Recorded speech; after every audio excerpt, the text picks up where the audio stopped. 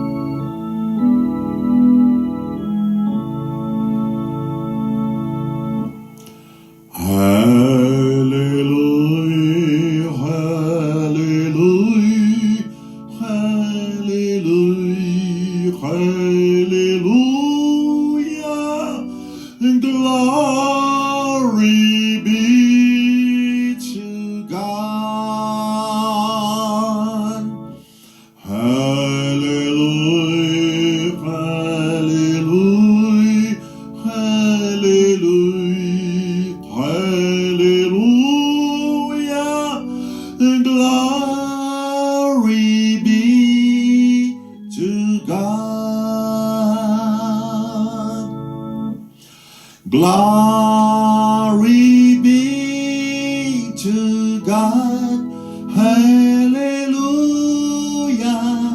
Glory be to God, hallelujah. Glory be to God, hallelujah. Glory be to God. Glory be to God. Damos graças a Deus aqui mais uma vez para a nossa terceira aula em nossa escola bíblica educativa cultural.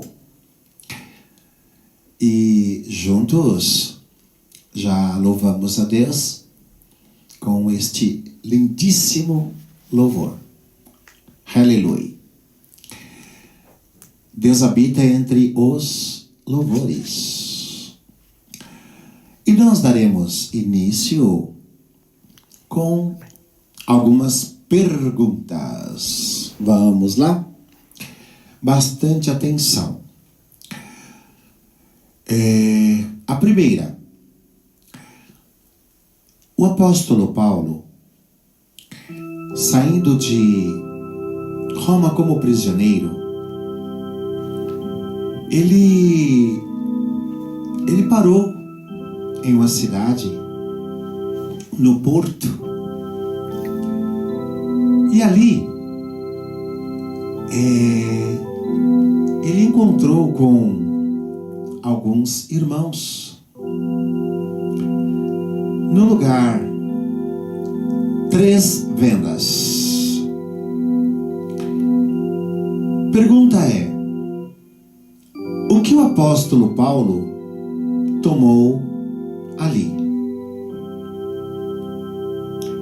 Então, eu gostaria, aqueles que têm no meu WhatsApp a liberdade do contato, por gentileza pode responder, tá ok? 3 vendas, onde o apóstolo Paulo encontrou os irmãos. O que ele tomou ali? Segunda pergunta que faremos: Deus a uma mulher deu asa, porém ela nunca voou. Gostaria de saber o nome dela e onde está escrito. A outra pergunta: quando o Senhor Jesus, o Yeshua HaMashiach, em nuvens de glória vier para o primeiro arrebatamento, Ele não virá mais como advogado que por graça temos hoje para nos defender, falar por nós, interceder. Virá como juiz. Para alguns, se direcionando ele, dirá: vinde para as moradas eternas. O teu lugar está preparado no meu paraíso. E para outros dirá: o Rei da Glória, juiz. Ide para o fogo eterno, que está preparado para o diabo e seus anjos. Mas, queridos,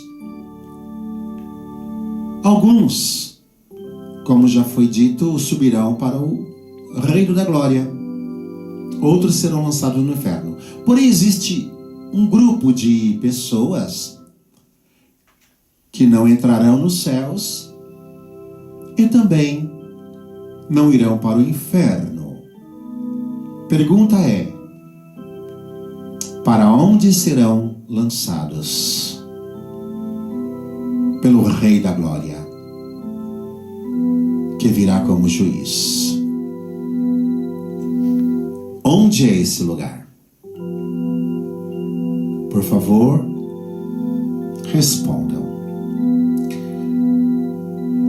Nas demais aulas nós traremos outras perguntas e daremos a resposta dessas em que trouxemos a vocês. Nós voltaremos agora a um tempo no passado. Eu preciso que vocês compreendam uma parte dentro daquilo que já trouxemos em nossas aulas. Vamos falar um pouco da serpente. Quando ela tentou a Xavá, o que aconteceu? Ela falou, mas ela falou por si própria? Não. Até os dias de hoje, a serpente, ela não é totalmente surda. Não. Existe apenas uma diferença em sua audição. 600 Hz. Diferente, lógico, para menos do que escuta o ser humano quando ouve. Mas falar, impossível. Mesmo tendo ela membranas finas, mas tem. O que acontece e por quê? Como ela falou? Luzbel, que depois, como conhecido hoje, Lúcifer, a incorporou. Quando houve esta situação, então nós temos que a serpente foi a primeira médium existente. E dali, depois de algum tempo, se nasceu a primeira religião do globo, a religião luciferiana. Depois nós entraremos neste assunto. Observemos que a serpente ela foi vista de um modo mais próximo e mais comum há aproximadamente 126 milhões de anos. Observemos que a luz foi dada aproximadamente 235 milhões de anos. E ela foi concedida para que o homem tivesse a claridade, e tudo foi feito com muita perfeição. Hoje, questão de 1 ano e pouco, pelas pesquisas, experiências, foi descoberto aqui no Amazonas a cobra que canta. É isso mesmo, a cobra que canta. Seu nome foi dado de acordo com o que foi nela estudado. Papalesma. É isso aí. A papalesma canta e encanta. Então nós observaremos que há 126 milhões de anos atrás, no norte da Europa, na América do Norte e na América da Ásia, inclusive Japão. Mas por que todo esse tempo? Vamos compreender que quando Chavá e Adão se encontravam dentro do jardim, habitando ali, nós tínhamos apenas matas sem fim. E depois, com a evolução, foram se construindo casas. Já os homens da evolução saindo das cavernas, por isto ela não era conhecida. Demorou quase 100 milhões de anos para que ela se expusesse ao homem. Foi muito tempo. Mas até hoje nós temos muito a falar dela. E até hoje muita coisa dela também se descobre. Voltando à nossa história, Jardim do Éden. Antes de Adão e Chavá serem expulsos, como era a procriação? Queridos, eles eram puros, eles eram inocentes, então se procriavam entre si. Imaginem vocês com um casal de ovelhas em suas casas. Ovelha e cordeiro, ou carneiro. Então, esse casal, suponhamos que saiu da mesma madre, daquela mesma ovelha. Eles não se entenderão como irmãos, apenas como macho e fêmea, da mesma maneira que era Chavá e Adão no Jardim do Éden. Então, entre si se procriavam. Por isto, a terra foi cheia. Por quê? Disse Deus: crescei-vos e multiplicai-vos. Então, entre eles, era assim. Não se entendiam por macho e fêmea, irmão e irmã. Não. Eram apenas macho e fêmea. Nada mais. Era assim. E entre si se procriaram e encheram a terra. Agora, suponhamos, entenda, o pastor de ovelhas sabe disso. Quando nasce um carneirinho, um cordeirinho, tem que observar. Quando chega aquele tempo do desmame, tem que separá-lo da ovelha, sua mãe, digamos assim, para melhor compreensividade. Por quê? Porque se passar daquele tempo ali, ele, chegando aos 9 meses de vida, já está pronto para a procriação, dependendo de sua raça e sua nutrição. Então, se não separá-lo, o carneiro, diríamos assim, o seu pai, que não o compreende como filho, terá ao próprio cordeirinho, que não é mais um filhote, já está em seu tempo de procriação, como ameaça. Se não separá-lo, o carneiro, que no entendimento nosso seria seu pai, irá matá-lo, porque é uma ameaça.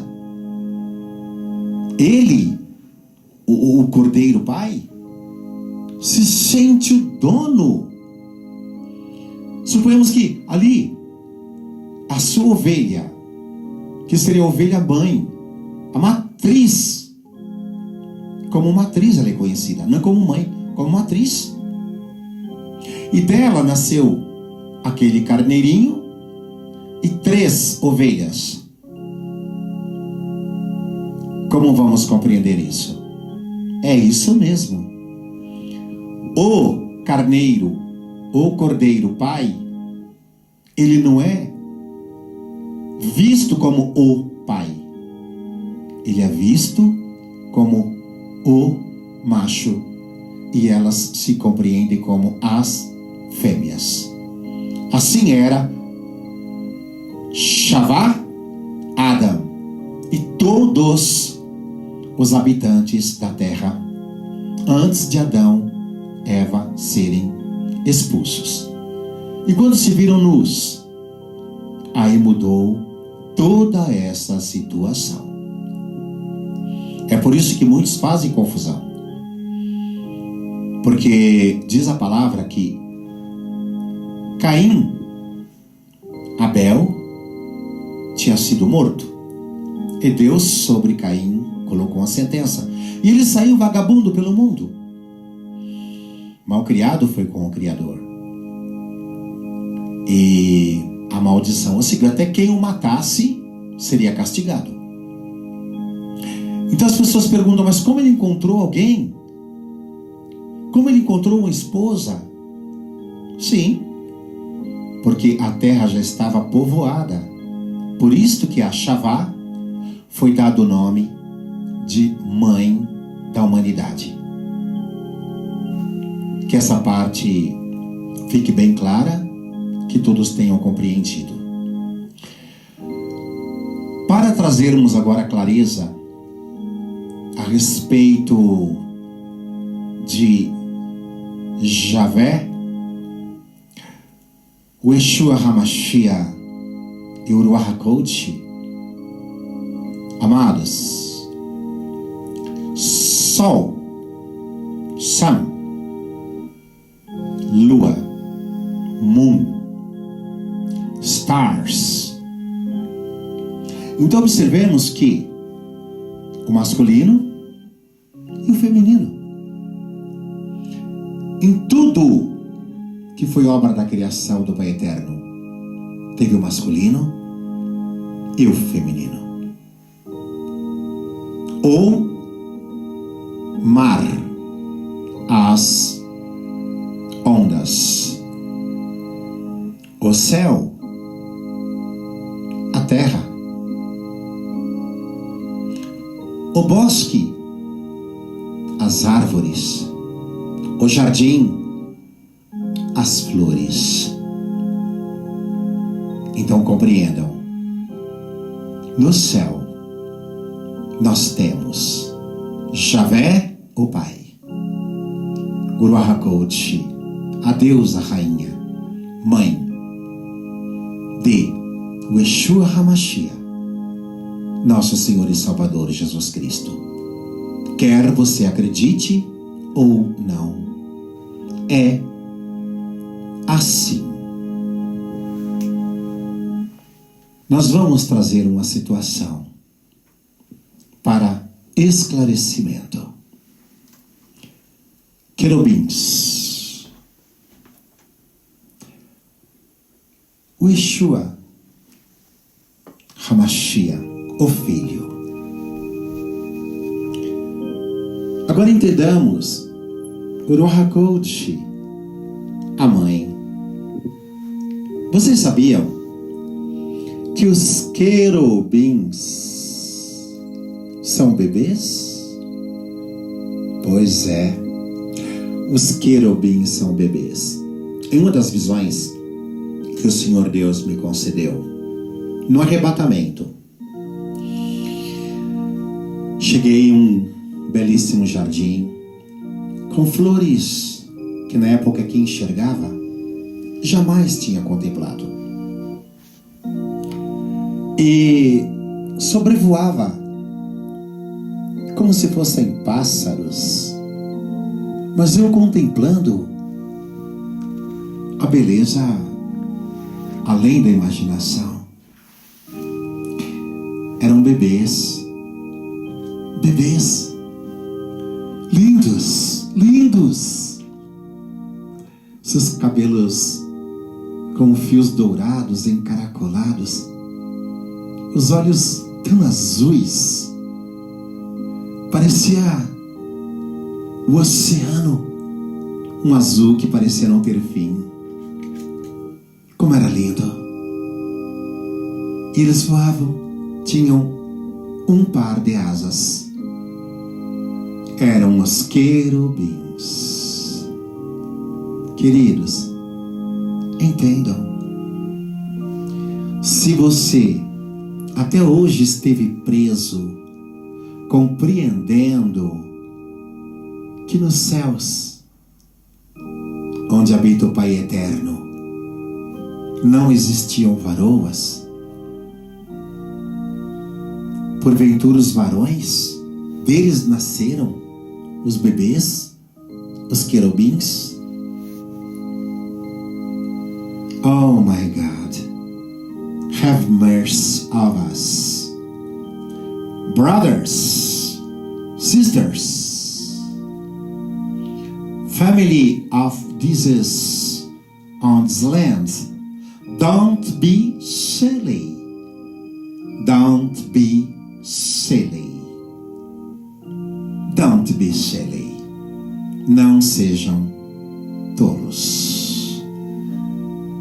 Que o Senhor, nosso Deus, possa abrir as vossas mentes, visitar os vossos corações, masculino e feminino.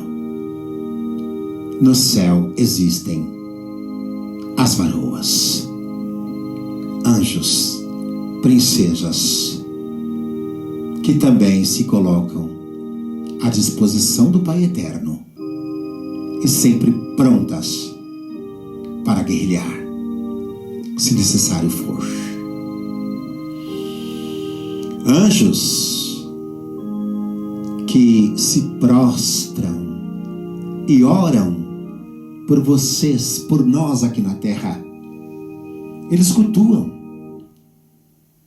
pedindo ao Pai Eterno que os envie para trazer as dádivas, os dons, as ferramentas, tudo o que for necessário para que vençamos, para que consigamos. E a oração que eles fazem lá na glória,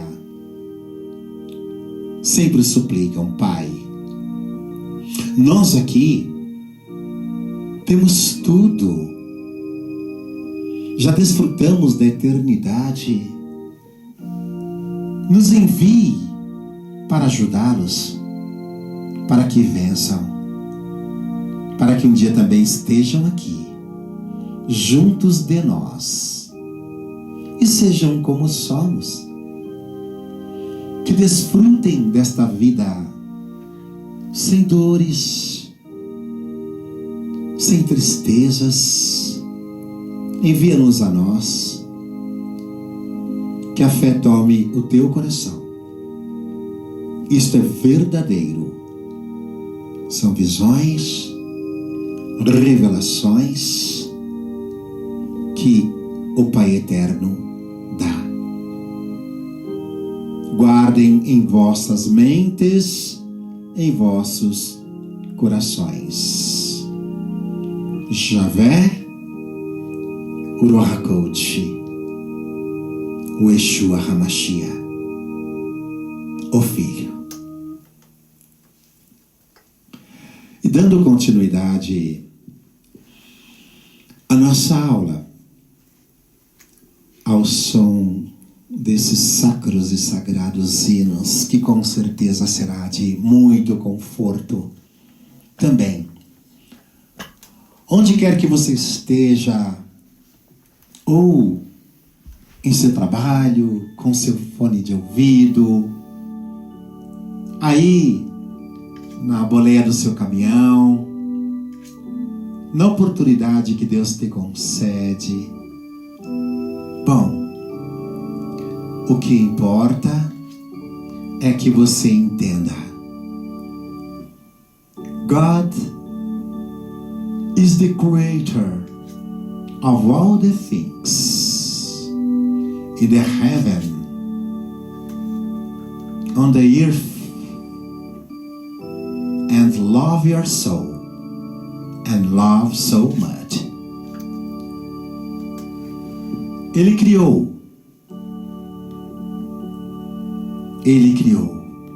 o mar, the sea, o céu, the sky, all the animals, all the flowers. Ele é o nosso Deus. He's our God. Quando muitas das vezes nós, na oportunidade concedida, olhamos para os céus, para aquele que Deus concedeu a graça de enxergar. Quando noite, as estrelas incontáveis, o Pai Eterno as conhece todas pelo nome. Pasmem, mas compreendam. A luz, 235 milhões de anos. Ela foi criada por um motivo. Nós, você, o homem. A Terra era sem forma e vazia. Cientificamente comprovado, 4,5 bilhões de anos. Então, observem quantos milhões até Deus entender a necessidade da luz. Por quê? Porque Ele não precisava, Ele nunca precisou. No céu tudo resplandece. Tudo resplandece na glória. As praças da cidade, ouro puro que reluz. As calçadas, as ruas, tudo em ouro, tudo cravados com pedras de brilhantes. Lá não precisava da luz. Quer você acredite ou não, o céu é assim. Nós iremos trazer uma situação para elucidarmos a compreensibilidade do que temos trazido a vós. Atualidade. Amados, é difícil nós digerirmos tudo o que está acontecendo. Mas vamos olhar lá atrás. Quando veio uma ordem de Faraó para que fossem mortos todos os bebês que nascessem naquela época, sendo varões.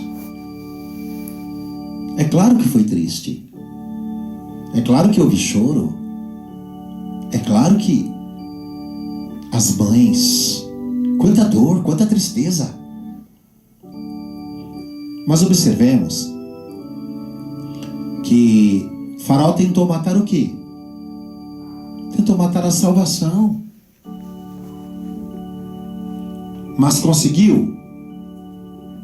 A salvação foi encontrada numa cestinha de junco e foi criado dentro do próprio palácio, por onde veio a ordem para que matassem todos os varões.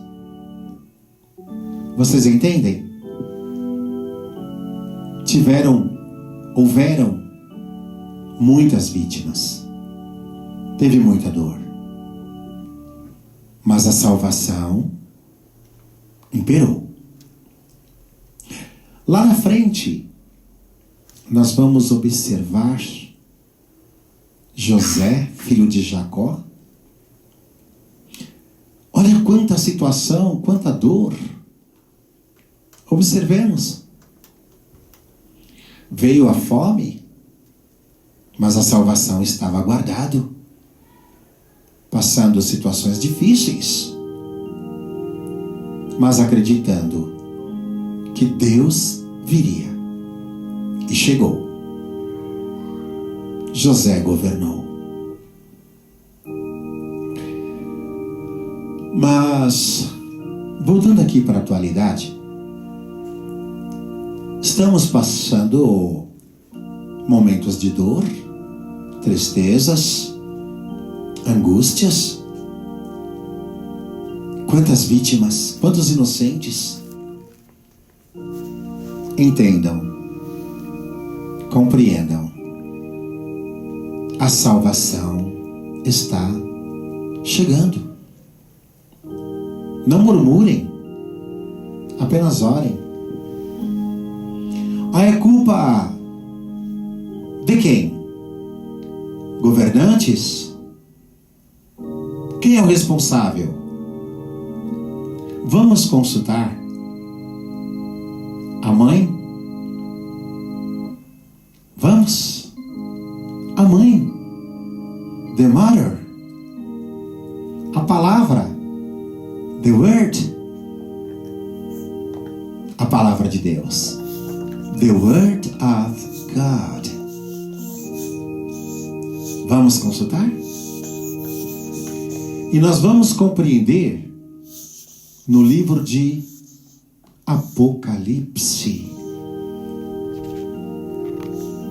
E para fazer a leitura, eu convido nosso missionário José Newton, que vai abrir a Bíblia no livro Apocalipse, último do Novo Testamento. Missionário, qual capítulo? 6, verso 2.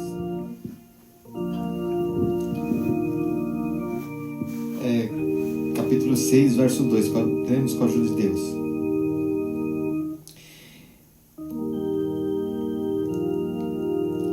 E olhei, eis que um cavalo branco, e o que estava assentado sobre ele tinha um arco, e foi-lhe dada uma coroa, e saiu vitorioso para vencer.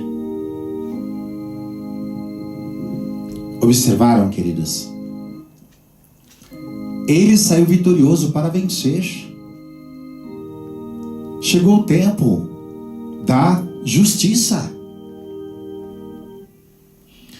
Não existe homem que possa vencer ao que já é vitorioso desde sempre. E para que vocês compreendam qual parte do Apocalipse estamos vivendo, além deste que foi lido, voltaremos à leitura.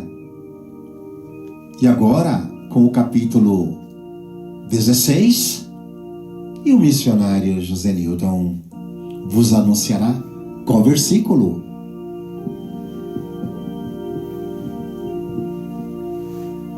Capítulo 16, versículo 13.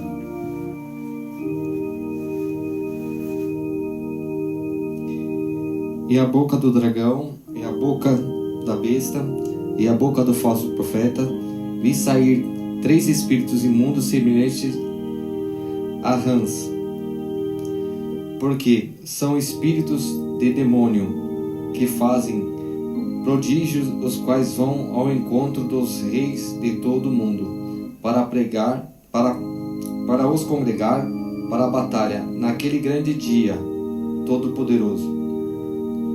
Eis que vindo como um ladrão, bem-aventurado aquele que vigia e guarda os seus vestidos, para que não ande nu e não veja as suas vergonhas. E os congregaram num lugar que em hebreu se chama Armagedon. Nós temos aqui a necessidade de uma correção, porém é gráfica. Armagedon, em hebraico, que era da forma em que falavam os hebreus. Armagedon é o que trazemos para esclarecer a luta, a grande batalha que já está acontecendo. O homem contra Deus. Quando se fala no dragão, é sentido figurado. Da boca saíam blasfêmias, coisas imundas. É o que está acontecendo. E todo homem que se levanta contra o Pai Eterno, ele com certeza vai tombar. O Senhor Deus me deu uma visão. Questão de pouco mais de 1 ano e meio. Me deu o nome de todos vão pagarem. E o preço será muito elevado. Todos os que fizeram se derramar uma gota de sangue de um inocente, quer seja no Brasil, quer seja em Israel, em qualquer outra parte do mundo, quem vos cobrará é o príncipe da paz, que já pesou as vossas obras na balança. Então, nós já teremos aqui a meditação, a reflexão, de modos que vocês possam compreenderem o que está acontecendo. Todas essas vítimas já estão nos braços do Senhor. E será cobrado, sim, todo o sangue que delas fora derramado. Haja paz. Estaremos em oração e vocês também orem. Todos oremos por Israel, pelo Brasil, pelo mundo, porque esta guerra não pertence a homem. É claro, haverão as providências. Os que estão para governarem com justiça não serão omissos. Deus os fortalecerá. Ele tomará todos os caminhos necessários para que as coisas venham ao seu equilíbrio. Porém, esta guerra pertence ao que nunca perdeu e nem vai. Nós já estamos chegando aqui no final desta nossa aula, porém traremos a leitura no livro de Daniel, E o nosso missionário José Newton vos trará o capítulo. Daniel 1, verso 8. E Daniel assentou-se no seu coração, não se contaminara com a porção do manjar do rei, nem com o vinho que ele bebia. Portanto, pediu ao chefe dos eunucos que lhe concedesse não de se contaminar. Experimenta-te, peço-te, aos teus servos 10 dias, fazendo que se nos dê legumes a comer e água a beber. Daniel, don't drink wine. Daniel, only drink water and eat vegetables. Examples: carrots, beets, sweet potatoes, cauliflower, I believe, and fruits too. Apple, pear, pineapple, melon, watermelon, fruits and water. He drank all the fruits, and God gave to him health. É isso aí. Daniel não quis do manjar do rei. Ele ficou nos vegetais, nas frutas. Não quis o vinho, wine. Ele bebeu água, water, mineral water. É, isso aí. Observemos que ele fez um jejum em obediência. E hoje, muitas igrejas falam que o jejum é necessário. Não? Como não? Se Deus não muda. Como não? Para ganhar algumas causas justas, que inclusive pessoas queriam ganhá-las com suas feitiçarias, com suas bruxarias. E foi com jejum e oração que Deus nos deu de prevalecer. Observemos. Hoje, a maioria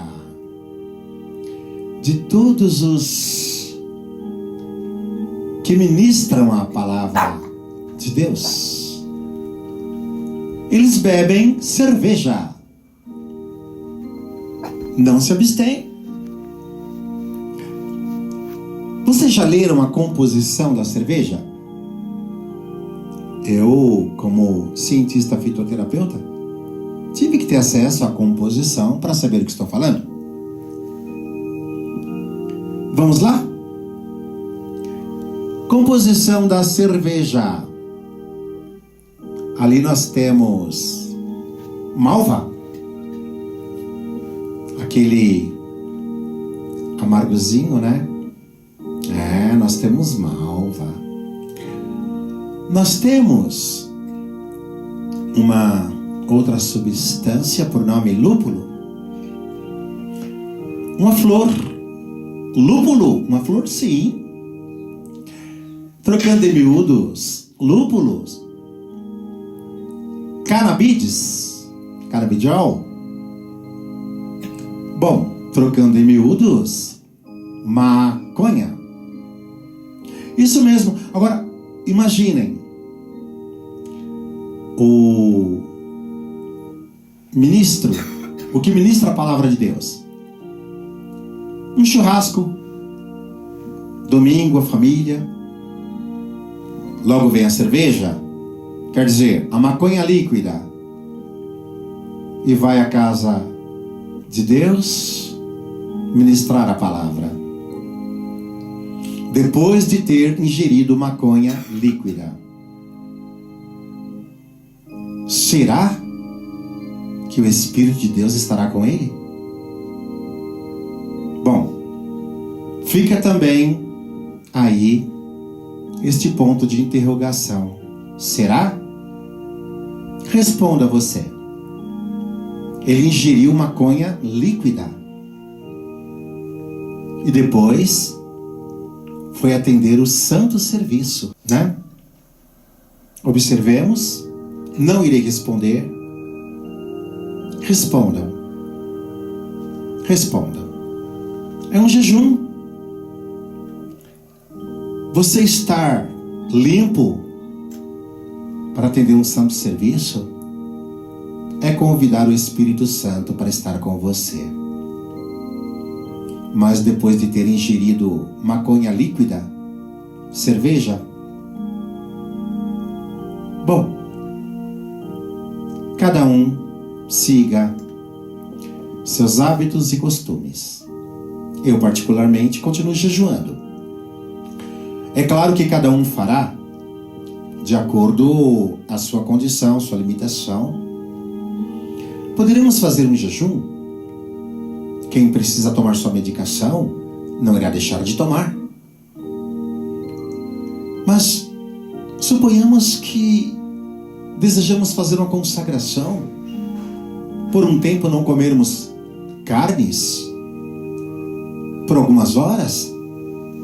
Naquele dia apenas frutas e legumes. É um jejum. É o seu limite. Deus o aceitará. Pode ter certeza disto. Acredite nisto. A cevada, que também vai na cerveja, ela tem a sua porção, vem substância também da cafeína. Então essa mistura, lúpulo, cevada, malva, vai causar uma explosão dentro de você. Uma mistura de uma euforia, não é alegria, euforia, o lúpulo, alucinações, é claro que vai viciar, juntando com o amargo, muitos sentem um bom paladar e não pensam no mal que causará para a alma, principalmente com a responsabilidade de ministrar a palavra de Deus. Então fica aí as interrogações, leiam, busquem compreender, e nós vamos finalizar dizendo a todos: oraremos, porque Cristo está voltando. Que todos vocês alcancem o céu. Principalmente, se voltarmos ao Salmo 1, como disse Davi, em sua lei medita de dia, de noite. E não se assentar à roda dos escarnecedores é uma excelente recomendação. God's name be praised. Deus seja louvado. Amen.